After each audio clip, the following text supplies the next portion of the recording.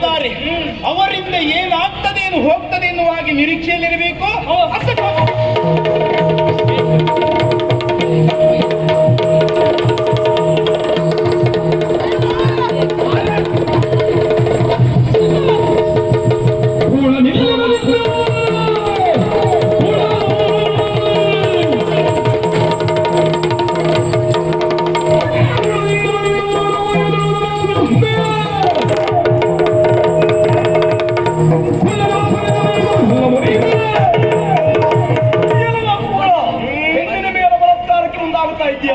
ಬಿಟ್ಟು ಹೋಗೋದು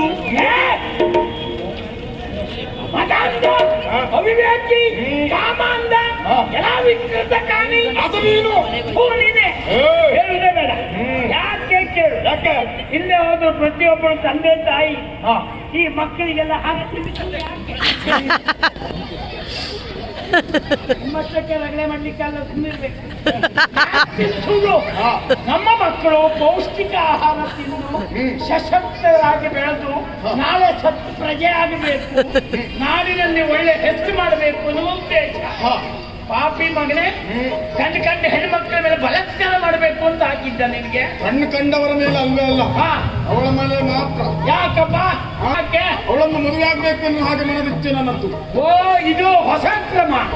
ಮದುವೆ ಆಗುವವರೆಲ್ಲ ಬಲಾತ್ಕಾರ ಮಾಡ್ಕೊಂಡು ಮದುವೆ ಅದೇ ಹೌದು ಅಂತ ಆದ್ರೆ ನಿಮ್ಮ ಅಪ್ಪ ಇನ್ನು ಅಮ್ಮನ ಮೇಲೆ ಬಲಾತ್ಕಾರ ಮಾಡೇ ನೀವು ಹುಟ್ಟಿದ್ದ. ನಾನೇ ಕತ್ತರಿಸಿ ಬಿಟ್ಟೇನು. ನೀನು ಸಿಕ್ಕಿದ್ರೆ ಯಾವ್ದು ಕತ್ತರಿಸ್ತೇನೆ. ತಲೆನೇ ನಾವು ಕಡಿತೇವೆ, ಅದು ದೊಡ್ಡ ಕಥೆ ಅಲ್ಲ. ಮಾಡುದು ಬ್ಯಾಡದೆ ಹೋದದ್ದು. ಮಾನ ಮರ್ಯಾದೆ ಇಟ್ಕೋ. ಏನ ಅವಳು ನನಗೆ ದಕ್ಕಬೇಕಂತ ಹೆಣ್ಣು, ಅವಳು ನನಗೆ ದಕ್ಕಬೇಕಂತ ಹೆಣ್ಣು. ಯಾವ ಲೆಕ್ಕದ್ದು? ಯಾವ ಲೆಕ್ಕದಲ್ಲಿ ದಕ್ಷಿಣಕ್ಕೆ ಒಂದು ಕ್ರಮ ಉಂಟು. ಯಾವ ಲೆಕ್ಕ? ನಾನು ಇಲ್ಲಿಗೆ ಸೇನಾ ನಾಯಕರಿದ್ದೇನು, ಅವಳು ಮುಂದಿನ ಸೇನಾ ನಾಯಕನಾಗುವವ ನಾನು. ಅವಳಿಗೆ ರಾಜಕುಮಾರಿ ಇದ್ದಾಳೆ. ಪಾಪಿ ಮಗನೇ, ನಿನ್ನ ತಲೆ ಉಂಟಲ್ಲ ಮರದ ಗಿಣ್ಣೆ ಮೇಲೆ ಇಟ್ಟು ಕಡಿಬೇಕು. ಯಾಕ? ಅವಳು ರಾಜಕುಮಾರಿ, ನೀವು ಸೇನಾ ನಾಯಕ. ಸೇನೆಯ ನಾಯಕ ಅಂದ್ರೆ ಎಂತದ್ದ ಗೆಳೆಯ? ಆರ್ತವನ್ನು ರಕ್ಷಣೆ ಮಾಡ್ಬೇಕಾ ಬೇಡವಾ? ನಾಡನ್ನು ರಕ್ಷಣೆ ಮಾಡಬೇಕಲ್ವ? ಅದು ಉಂಡನ್ನಕ್ಕೆ ಕಲ್ಲು ಹಾಕ್ಲಿಕ್ಕೆ ಹೊರಟಿದ್ದೆ ಪಾಪಿ ಮಗನೇ ನೀನು. ಮಾತುಗಳಲ್ಲಿ ಹೇಳುವುದಾದ್ರೆ ಮನೆಯನ್ನ ಕಾಯುವ ನಾಯಿನೇ ಮನೆಯ ಬೇಡ, ಎದ್ದು ಹೇಳುದಿಲ್ಲ. ಈಗ ನಾನು ರಕ್ಷಣೆಯನ್ನು ಮಾಡ್ತೇನೆ. ಯಜಮಾನ್ರು ತೆಗ್ದಾಗೆ ಅಂತ ಅದಕ್ಕೆ ಕೇಳು, ಏನ್ ಮಾಡ್ತಿ? ಈಗ ನಾನು ರಕ್ಷಣೆಯನ್ನು ಮಾಡ್ತೇನೆ. ಹೇಗೆ? ಹೇಗೆ? ಅವಳನ್ನು ಮದುವೆಯಾಗಿ ನಾನು ರಕ್ಷಣೆಯನ್ನು ಮಾಡ್ತೇನೆ. ಸಾಕಿ ಹೇಳು, ಹೋಗುವುದಕ್ಕೆ ಆಗುವುದಿಲ್ಲ. ಯುದ್ಧ ನೀ ಮಾಡ್ತೇನೆ ನೋಡುವ. ನಮಗೆ ನಾನೇ ಸಾಕು. ನೋಡು ಹಾಗೆ ಬಾ.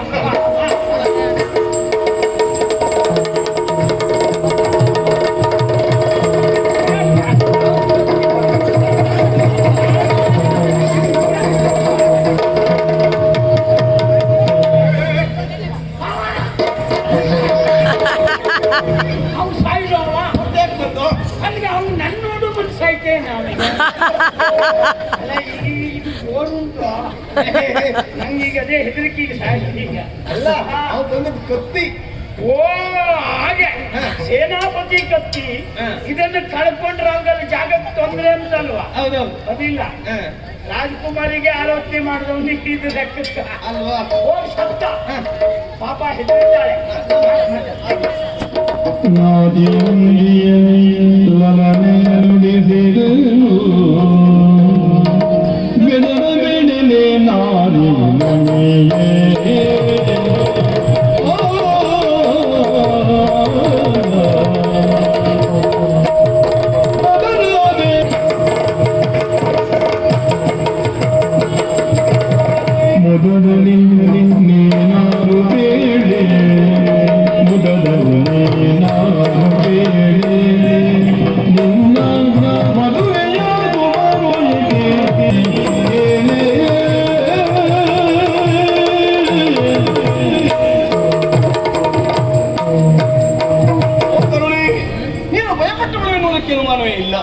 ಹಾಗಂತ ಇನ್ನೂ ಭಯಪಡಬೇಕಾದಂತ ಅನಿವಾರ್ಯತೆ ಇಲ್ಲ. ಯಾಕೆ? ಮತಮುಖ ಬಂದು ಕಾಡುವವನಿದ್ದಾನೆ, ಪರಿಚಯವನ್ನು ತಿಳಿಯಬೇಕು ಅಂತ ಆಸೆ. ಯಾರು ಅಂತ ಹೇಳ್ತೀಯ? ರಾಜಕುಮಾರಿಯು ನಂದಳಿಗೆ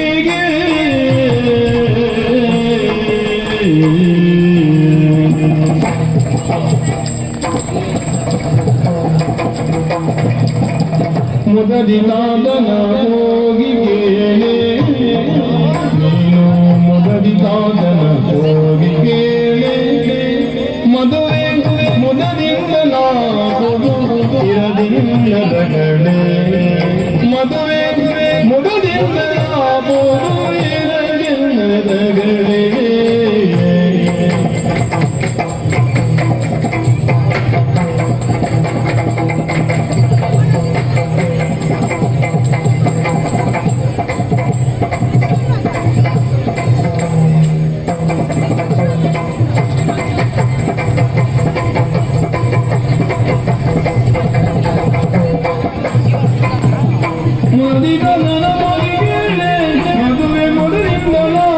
ದೇವರಂತೆ ಇಲ್ಲಿವರೆಗಾಗಿ ಬಂದು ನನ್ನ ಮಾನವನ್ನ ಪ್ರಾಣವನ್ನ ಉಳಿಸ್ತವನಿ ಕರ್ತವ್ಯ ಪರಿಚಯವನ್ನ ಕೇಳ್ತಾ ಇದೆಯಲ್ಲ ನೀನು ಖಂಡಿತವಾಗಿ ಉತ್ತರಿಸ್ತೇನೆ. ಈ ನಂದಳಿಕೆಯ ರಾಜಕುಮಾರಿನ ಹೆಸರು ಶಾಂಭವಿ ಎನ್ನುವ ಹಾಗೆ. ಯಾಕೆ ಬಂದೆ? ಅಪ್ಪಗದಾರಗಳನ್ನು ಹತ್ತಿಸಬೇಕೆನ್ನುವ ಕಾರಣಕ್ಕಾಗಿ ಬಂದವಳು. ಇಷ್ಟೆಲ್ಲ ಪ್ರಕರಣ ನಡೆದು ಹೋಯಿತು. ಆದ್ರೆ ನನ್ನ ಪರಿಚಯವನ್ನು ಕೇಳೋದಕ್ಕೆ ಮುಂದಾಗ್ತಾ ಇದೆಯಲ್ಲ, ಇನ್ಯಾರೋ ಗೊತ್ತಾಗಲಿಲ್ಲ. ಬಿಲ್ಲಾಡಿ ಮನೆತನದಲ್ಲಿ ಅಧಿಕಾರಿ ಆಗಿದ್ದವ ಮೃತ್ಯುಂಜಯ ನಾಮಕ ನಾನು ಈ ಜಾತ್ರೆಯಲ್ಲಿ ಭಾಗಿಯಾಗಬೇಕು ಎಂಬ ಕಾರಣಕ್ಕಾಗಿ ಬಂದವ. ಇದು ನಮ್ಮಿಬ್ಬರ ಪರಿಚಯ ಆಯಿತು. ಸರಿ, ನನ್ನ ಮದುವೆ ಆಗ್ಬೇಕು ಅಂತ ಆಸೆ. ಒಪ್ಪಿಗೆ? ಖಂಡಿತವಾಗಿ. ಏನು ಒಪ್ಪಿಗೆ ಎನ್ನುವುದುಂಟು. ಆದ್ರೆ ತಂದೆಯ ಅಧೀನದಲ್ಲಿ ಇದ್ದವಳು ನಾನು. ಈ ವಿಚಾರವನ್ನೇ ಅಪ್ಪನಲ್ಲಿ ಹೇಳ್ತೇನೆ. ಅವರು ಒಪ್ಪಿದ್ರು ಅಂತ ಆದ್ರೆ ಖಂಡಿತವೇ ನಾನು ಮದುವೆ. ಸಂಸ್ಕಾರಯುತವಾದಂತಹ ಹೆಣ್ಣು ಅಂತ ಆಯ್ತು. ಇನ್ನ ಆಸೆಯಂತೆ ಆಗಲಿ, ತಂದೆಯ ಒಪ್ಪಿಗೆಯನ್ನು ಪಡಿ.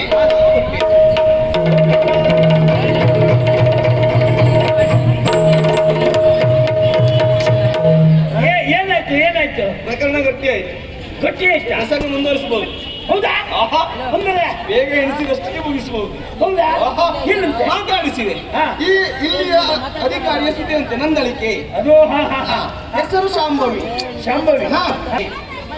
ಅಲ್ಲ ಮರೆ, ನನಗೂ ಆಶ್ಚರ್ಯ ಆದದ್ದೇನು ಗೊತ್ತಾ? ಏನು? ಊರಿನಿಂದ ನಿನ್ನೊಟ್ಟಿಗೆ ಯಾವತ್ತೂ ನಾನಿದ್ದವ. ಯಾವ ಹೆಣ್ಮಕ್ಳನ್ನು ಕಂಡ್ರು ಈ ರೀತಿ ಕಂಡವ ಅಲ್ಲ. ನೀನು ಕೈ ಮುಗಿತಾ ಇದ್ದವ, ನಮಸ್ಕರಿಸುತ್ತಾ ಇದ್ದವ. ನಾನು ಕೆಲವೊಂದು ಒಬ್ಬರೊಬ್ಬರ ಮನಸ್ಥಿತಿ ಅರ್ಥ ಆಗುವುದು ಅಂತುಂಟು. ನಾನು ಇದ್ದಕ್ಕಿದ್ದಾಗೆ ಜಾಗ ಬಿಟ್ಟು ಹೋದದ್ದು ಯಾಕೆ ಗೊತ್ತಾ? ನೀನು ಅವಳು ನೋಡುವ ರೀತಿಯಲ್ಲೇ ನಿನಗೆ ಅವಳ ಮೇಲೆ ಮನಸ್ಸು ಉಂಟು ಅಂತ ಗೊತ್ತಾಯ್ತು ನನಗೆ. ಹಾಗಾಗಿ ಒಂದು ವಾತಾವರಣ ಸೃಷ್ಟಿ ಮಾಡಿಕೊಡುವ.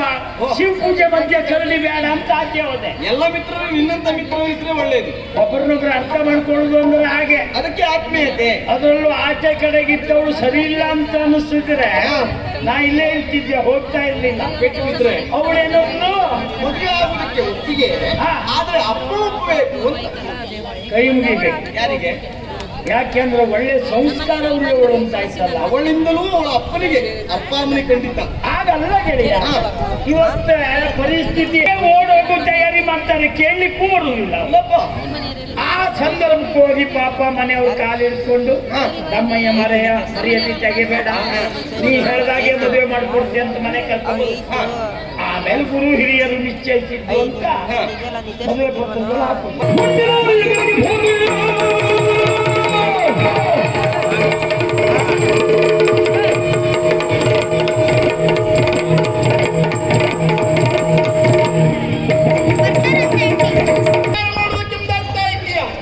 ಆದ್ರೆ ನಿನ್ನನ್ನು ಸುಮ್ಮನೆ ಬಿಡುವುದಿಲ್ಲ. ಇನ್ನು ಹೆಂಗ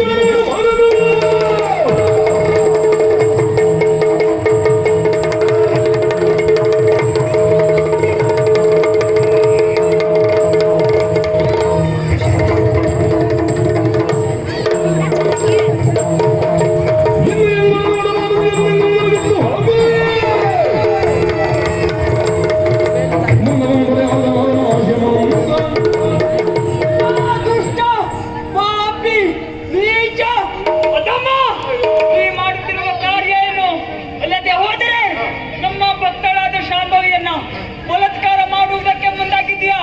ಹಾಗಾಗಿ ಇನ್ನು ಮುಂದೆ ಹೆಣ್ಣು ಮಕ್ಕಳನ್ನ ನೋಡಬಾರದು. ದೈವಗಳಿದ ಕಲವ ಮುಗಿಯುವೆ ರವಿದಿ ಪ್ರೀತಿ ಪಡೆಯ ಹೋಗಿ ಕೆಡುಗ ಬಯದಿದೆ ಅಮರೌತ ನುಡಿಯ ದಾಳಿ ಶಿರವ ಮಾಡುವೆ. ಅಂಧಕಾರದಲ್ಲಿ ಬಿಡುತ್ತ ನಾನು ನಾವಿಲ್ಲದೆ ಕೊಳ್ಳಾಡ್ತಿರುವಂತ ಕಾಲಕ್ಕೆ ನಿಮ್ಮ ಮೇಲೆ ಭ್ರಮೆಯಾದವನಂತೆ ಹೋಗಿ ಸಾಂಬವಿಯನ್ನ ಕೆಡಿಸುವುದಕ್ಕೆ ಮುಂದಾದೆ. ಆ ಕ್ಷಣಕ್ಕೆ ನಿಮ್ಮ ದರ್ಶನವಾಯಿತು.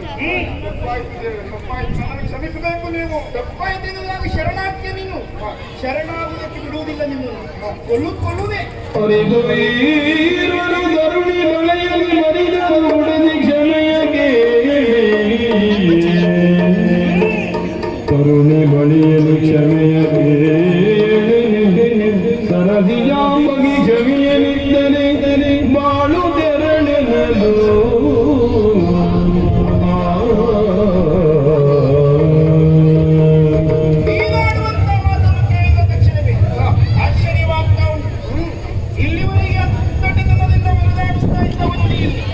ನಮ್ಮ ಮುಖ ದರ್ಶನವಾದ ತಕ್ಷಣವೇ ಶರಣ ಬಂದಿದ್ದೀಯ, ಕ್ಷಮೆ ಕೇಳುತ್ತಾ ಇದ್ದೀಯ ಎಂದು ನೆನಪಿಟ್ಟುಕೊಂಡು ಈ ನಂದಣಿಕೆಯಲ್ಲಿ ಯಾವುದೇ ಹೆಣ್ಣಿನ ಮೇಲೆ ಬಲಾತ್ಕಾರವ ಅಥವಾ ಅತ್ಯಾಚಾರ ಉಂಟಾಗುವುದಕ್ಕೆ ಮುಂದಾದರೆ ಅವರನ್ನು ಶಿಕ್ಷಿಸುವುದಕ್ಕೆ ನಾವಿದ್ದೇವೆ, ಪಕ್ಕದಾರ ಕರಿತೇವೆ. ಇನ್ನು ನೀನು ಕ್ಷಮೆಯಾಚಿಸುತ್ತಾ ಇದ್ದೆ ನಮ್ಮಲ್ಲಿ ನೀನು ಕ್ಷಮೆಯಾಚಿಸುವುದು ಬೇಡ. ನೀನು ಬಲಾತ್ಕಾರ ಮಾಡುವುದಕ್ಕೆ ಮುಂದಾಗಿದ್ದೆ ಶಾಂಭವಿದ್ದಳಲ್ಲ, ಅವಳಲ್ಲಿ ಹೋಗಿ ಕ್ಷಮೆಯನ್ನು ಕೇಳಿದ್ದಂತಾದ್ರೆ ಅವಳು ಕ್ಷಮಿಸಿದವಳಂತಾದ್ರೆ ನಾವು ಕ್ಷಮಿಸಿದಂತೆ. ನಿಮ್ಮ ಇಚ್ಛೆಯಂತೆ ಆಗಲಿ.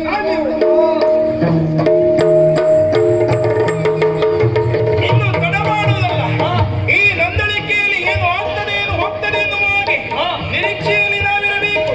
ಯಾವ ಹೆಣ್ಣು ಮಕ್ಕಳ ಕಣ್ಣೀರು ಈ ಭೂಮಿಗೆ ತಾಕಬಾರದು. ನಂದನಿಗೆ ಕೊಬ್ಬರಿ ಶಾಂಬರಿ ಅಂದು ಮಧುವನಿಗೆ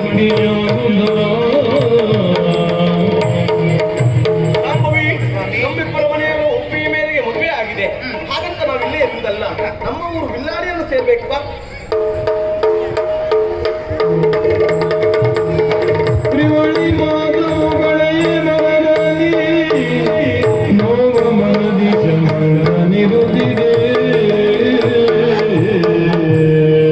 ದೈವಗಳು ಎಚ್ಚರಿಕೆಯನ್ನ ನೀಡಿ 3 ತಿಂಗಳುಗಳೇ ಕಳೆದು ಹೋಯಿತು. ಹಾಗಂತ ಸಾಂಬವಿಯನ್ನು ಅರಸುತ್ತಾ ಬಂದ ಕಾಲಕ್ಕೆ ಸಾಂಬವಿ ಮದುವೆ ಆಗಿದೆ. ನಂದಳಿಕೆಯನ್ನ ಬಿಟ್ಟು ಬಿಲ್ಲಾಡಿ ಮನೆಯನ್ನ ಸೇರ್ತಾ ಇದ್ದಾಳೆ. ಅಲ್ಲಿಯೇ ಹೋಗಿ ತಪ್ಪಿಗೆ ಕ್ಷಮೆಯನ್ನ ಕೇಳ್ತೇನೆ ನೋಡು.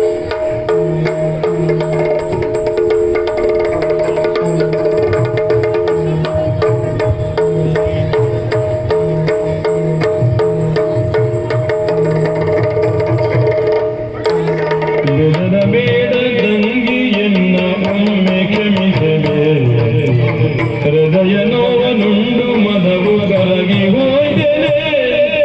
ಮುದದಿ ಗಂಡನೆಂದು ಎನ್ನ ಹಿತವ ಪಡಿದೆನೆ. ಸದಯ ಗಂಡನೊಡನೆ ಚೆಲುವ ಬಾಳು ನಡೆದಿದೆ. ತಂಗಿ ಶಾಂಭವಿ, ತಂಗಿ ಶಾಂಭವಿ. ಹೌದು, ಹೀಗೆ ಕರೆಯುವುದಕ್ಕೂ ಕಾರಣ ಉಂಟು. ಇಂದೊಂದು ಸಂದರ್ಭಕ್ಕೆ ನಾನೇ ನಿನ್ನನ್ನು ಬಲಾತ್ಕರಿಸುವುದಕ್ಕೆ ಮುಂದಾದವನಿದ್ದೇನೆ. ಆದರೆ ಇವತ್ತು ನಾನು ಅಜ್ಞಾನವೆಂಬ ಅಂಧಕಾರದಲ್ಲಿ ಮುಳುಗಿರುವಂತ ಸಂದರ್ಭ. ಆ ಕ್ಷಣಕ್ಕೆ ಮುಂದಾದೆ ಬಿಟ್ಟೆ. ಈಗ ನಾನು ಏನು ಮಾಡ್ತಾ ಇದ್ದೇನೆ ಎನ್ನುವುದು ಅರ್ಥವಾಗಿದೆ. ಹಾಗಾಗಿ ಇದು ನನ್ನನ್ನು ಅಣ್ಣನೆಂದು ಒಪ್ಪಿಕೊಂಡು ತಂಗಿಯನ್ನು ಹಾಗೆ ಒಪ್ಪಿಕೊಳ್ತೀಯ. ಅಣ್ಣನೆಂಬ ಚಿನ್ನ ಇರಲು ನನ್ನ ಪಾವನ. ಅಣ್ಣನೆಂಬ ಚಿನ್ನ ಇರಲು ಹೆಣ್ಣು ಪಾವನ. ಗಣ್ಯನಾದೆ ಎನ್ನ ಮನದಿ ಪುಣ್ಯ ಜೀವನ. ಗಣ್ಯ ಹೃದಯ ಮಾನ್ಯವಾಯಿತು ರಕ್ಷಾ ಬಂಧನ. ತಂಗಿಯನ್ನು ಹಾಗೆ ಒಪ್ಪಿಕೊಳ್ತಾ ಇದೆಯಲ್ಲ, ಒಪ್ಪಿಕೊಳ್ತೀಯ, ಸಂತೋಷ ಆಯಿತು. ಯಾಕೆ ಗೊತ್ತಾ, ಅಣ್ಣ ತಂಗಿ ಎನ್ನುವಂತ ಬಾಂಧವ್ಯ ಹುಟ್ಟಿಕೊಳ್ಬೇಕು ಅಂತ ಆದ್ರೆ ಒಂದೇ ತಾಯಿಯ ಒಡಲಲ್ಲಿ ಹುಟ್ಟಬೇಕು ಅಂತ ಏನಿಲ್ಲ. ಯಾರು ಪ್ರೀತಿಯಿಂದ ಅಣ್ಣ ಎನ್ನುವ ಹಾಗೆ ಕರೀತಾರೋ ಅವರ ರಕ್ಷಣೆಯನ್ನು ಮಾಡಬೇಕು. ಜೊತೆಯಲ್ಲಿ ಅವರ ಪಾಲನೆಯನ್ನು ಆತ ಮಾಡಬೇಕಾಗ್ತದೆ. ಈ ಹೊತ್ತಿಗೆ ನೀನು ನನ್ನನ್ನ ತಂಗಿಯನ್ನು ಹಾಗೆ ಒಪ್ಪಿಕೊಂಡೇ ಅಂತ ಆದ್ರೆ ಅದೇ ನನ್ನ ಬದುಕಿಗೆ ನೀನು ಕೊಟ್ಟಂತ ಉಡುಗೊರೆಯನ್ನು ಹಾಗೆ ಭಾವಿಸಿಕೊಡ್ತೇನೆ. ಆದಿಕಂತೆ ಇಲ್ಲಿವರೆಗಾಗಿ ಬಂದವ ಹೊರಗಡೆಗೆ ಬರ್ಬೋದಲ್ಲ. ಹಾಗೇ ಆಗಿ ಮನನಮಾಗದಿಕ್ಕಲಾಗದೆ ತಂಗಿ ಕಣ್ಣ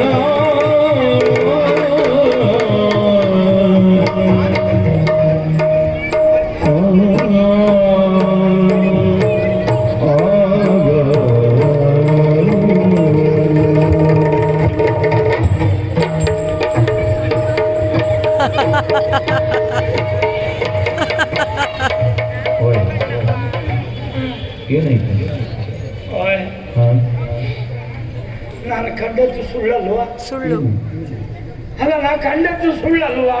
ಏನ್ ಕಂಡ್ರಿ? ಆ ಏನ್ ಕಂಡ್ರಿ? ಸುಳ್ಳಲ್ಲ, ನೀವೆಂತ ಕಂಡ್ರಿ? ನೀವೇನ್ ನೋಡಿದ್ರಿ? ಆ ನೀವೇನ್ ನೋಡಿದ್ರಿ? ಆಹಾ, ಹಾ. ನಿಮ್ಮ ಕಣ್ಣಿನ ದೃಷ್ಟಿ ಬೇರೆ, ನನ್ನದು ಬೇರೆ. ನಾನು ಕಂಡದ್ದು ನೀವು ಕಾಣುವುದಿಲ್ಲ ಬಹುಶಃ. ನೋಡುವವರು ದೃಷ್ಟಿ ಬೇರೆ ಬೇರೆ. ಹೌದೌದು, ನೀವು ನೋಡುವ ದೃಷ್ಟಿ ಬೇರೆ ಅಲ್ಲ. ಹಾ. ಯಾರಿಗೆ ಹೇಳುದು ನೀವು? ಮತ್ತೆ ಯಾರನ್ನು ನಾನು ದೇವತೆ ಅಂತ ತಿಳಿದಿದ್ನೋ ಹಾ. ಇಲ್ಲ, ಹ್ಮ್. ಅವಳ ಬಗ್ಗೆ ನಾನು ಸಿಟ್ಟು ಮಾಡ್ತಾ ಇದ್ದವ. ಹಾ. ಅವಳ ಹತ್ರ ಕೇಳ್ತಿದ್ದೆ, ಹೌದು ನಿನ್ನ ತಾಯಿನೂ ಹಾಗೆಯಾ, ಹಾ. ನಿನ್ನ ತಂಗಿಯೂ ಹಾಗೆಯಾ, ಹಾ. ಯಾಕೆ ಮಾತಾಡ್ತೆ ಅಂತ ನಾನು ಕೇಳಿದವ. ಆದರೆ ಏನು ಹೇಳಬೇಕು ಅಂತ ನನಗೆ ಅರ್ಥ ಆಗುದಿಲ್ಲ. ಶಾಸ್ತ್ರಕಾರರು ಹೇಳಿದ್ದು ಖಂಡಿತ ಸುಳ್ಳಲ್ಲ. ಹಾ. ನೀರಿನಲ್ಲಿ ಮೀನಿನ ಹೆಜ್ಜೆಯನ್ನಾದರೂ ನೋಡಬಹುದು, ಆದ್ರೆ ಈ ಹೆಣ್ಮಕ್ಕಳ ಮನಸ್ಥಿತಿ ಅರ್ಥ ಮಾಡ್ಕೊಳ್ಳಿಕ್ಕೆ ಆಗುದಿಲ್ಲ ಅಂತ ಹೇಳಿದ್ರಂತೆ. ಹಾ. ಹೌದು, ಹ್ಮ್. ಯಾವವ ಕಾಮುಕ ಹ್ಮ್. ಧೂರ್ತ ಹಾ. ಪಿಶಾಚಿ ಅಂತ ಅವನು ಬೈದು ಹಾ. ನಾವು ಹೊಡೆದು ಕೇಳುಗರೆ ಇದ ಇಲ್ಲಪ್ಪ, ನಾನು ಜನ್ಮಕ್ಕೆ ನಿಮ್ಗೆ ಕಪ್ಪ ಕೊಡ್ತೀನಿ. ನಂದು ಮಾತೇ ಇಲ್ಲ. ಇಲ್ಲಿ ಮಾತಾಡಿದ್ರೆ ಮತ್ತೆ 1-9 ಆ ಮಕ್ಕಳು ಮಾತಾಡ್ತಾರೆ, ಅವ್ರಿಗೆ ಎಂತ ಗೊತ್ತಾಗ್ತದಿಲ್ಲ. ಆದ್ರಿಂದ ಅಲ್ಲಿ ಹೋಗಿ ತಿರುಗ್ತೀನಿ.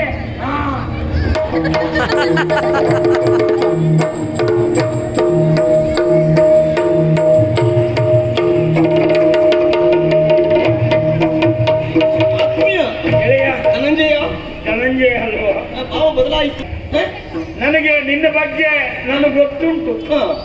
ನೀನು ಕೊಡುವುದಲ್ಲ, ನಿನ್ನ ಭಂಡಾರಕ್ಕೆ ನಾನು ಕೈ ಹಾಕಿ ತೆಕ್ಕೊಂಡ್ರು ನಿನ್ನದನ್ನ ತೆಕ್ಕೊಂಡಿದ್ದೆ ಅಂತ ಲೆಕ್ಕ ಹಾಕುವವಲ್ಲ. ಇಲ್ಲಪ್ಪ, ನಿನ್ನದ್ದು ನನ್ನದು, ನನ್ನದು ನಿನ್ನದು. ಆ ಭೇದ ಭಾವ ಇಲ್ಲ, ನನಗೆ ಗೊತ್ತುಂಟು ಗೆಳೆಯ. ಆದರೆ ಯಾಕೋ ಈ ನಾವು ಮದುವೆ ಆದ ಹೊಸತನ ಇದು, ಸಂತೋಷ ಪಡಬೇಕು. ಸಂತೋಷ, ಹೌದು, ಸಂತೋಷ ಗೆಳೆಯ. ನಾನು ನಿನ್ನಲ್ಲಿ ಒಂದೆರಡು ಮಾತಾಡ್ತೇನೆ, ಸರಿಯಾಗಿ ಗ್ರಹಿಸಬೇಕು ನೀನು. ಆದಿತ್ತಪ್ಪ, ಈ ಪ್ರಪಂಚದಲ್ಲಿ ನಾವು ನಂಬಿದ್ದು, ನಾವು ಬಯಸಿದ್ದು, ನಾವು ಎಣಿಸಿದ್ದು ಎಲ್ಲ ಆಗ್ತದ? ಕೆಲವೊಮ್ಮೆ ಆಗುದಿಲ್ಲ. ಅಲ್ಲ, ಆಗ್ತದ? ಆಗ್ತದೆ ಅಂತಾದ್ರೆ ದೇವರ ಅಸ್ತಿತ್ವಕ್ಕೆ ಬೆಲೆ ಇಲ್ಲ. ಯಾರು ದೇವ್ರಿಗೆ ಕೈ ದೇವ್ರ ಯಾಕೆ ಅಲ್ವಾ? ಈ ಸ್ಥಿತಿ ನಾವು ಬರ್ತಾ ಇದ್ರು, ಹೌದಾ? ಹಾಗಾಗಿ ಆ ದೇವರು ಅಂತೆಲ್ಲ ನಮ್ಮೆಲ್ಲರ ಜುಟ್ಟ ಕೈಲಿ ಹಿಡ್ಕೊಂಡೇ ಇದ್ದಾನೆ ಅವ. ನಾವು ಎಣಿಸಿದ್ದೆಲ್ಲ ಆಯ್ತದೆ ಅಂತ ಆದ್ರೆ ಇವರು ನಮಗೆ ಹೂ ಹಾಕುದಿಲ್ಲ, ಕಣ್ಣೆತ್ತು ನೋಡುವುದಿಲ್ಲ ಅಲ್ವಾ? ಈ ಕಾರಣಕ್ಕಾಗಿ ಅವ ಆಟ ಆಡಿಸ್